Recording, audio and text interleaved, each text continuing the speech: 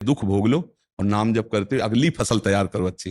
जैसे देखते हो कि कोई अच्छा कर्म करता है और दुख भोग रहा है, और एक बुरा कर्म कर रहा है सुख भोग रहा है, तो इस समय वो बुरा कर्म करके अपनी खेती बुरी बो रहा है, लेकिन पूर्व में उसकी अच्छाई रही है तो इसलिए वो सुख भोग रहा है। अब ये जो नई खेती का फल आएगा तब उसको पता चलेगा। कोई धर्मात्मा पुरुष धर्म कर रहा है, ये इसकी नई खेती है, लेकिन पूर्व में उसने पाप किए हैं, तो उस समय जो उसको दंड मिल रहा है, मतलब कदम कदम पे परेशानी आ रही और बहुत धर्मात्मा है, तो इसके पूर्व का पाप है। ये अच्छे से समझना होगा, बिना पाप के दुख नहीं। तो बोले पापी आदमी को क्यों दुख नहीं मिल रहा? मिलेगा, उसके पुण्य नष्ट होने दो पहले, क्योंकि अगर पुण्य बचे रहेंगे तो उसको दुख में बाधा पहुंच जाएगी।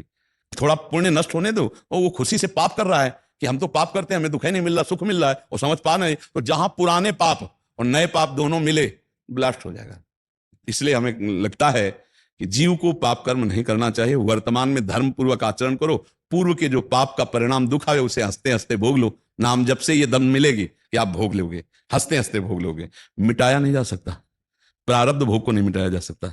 जो बाण छूट गया वो नहीं मिटाया जाता। जो तूणीर में है वो भस्म कर दो, उसे संचित कर्म कहते हैं।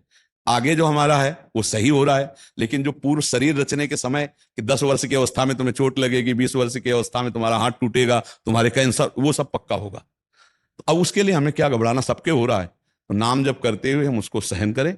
पापाचरण बिल्कुल न करें, दुख से ऊब कर कोई पापाचरण न करे, क्योंकि हमने पापाचरण किए तो दुख आया। अब हम अच्छे आचरण करेंगे और दुख को भोग लेंगे, तो अंतिम हमारा बहुत आनंद में व्यतीत हो जाएगा, और अगला जो हमारा आएगा वो बहुत आनंदमय होगा। समझ पा रहे हैं आप जी?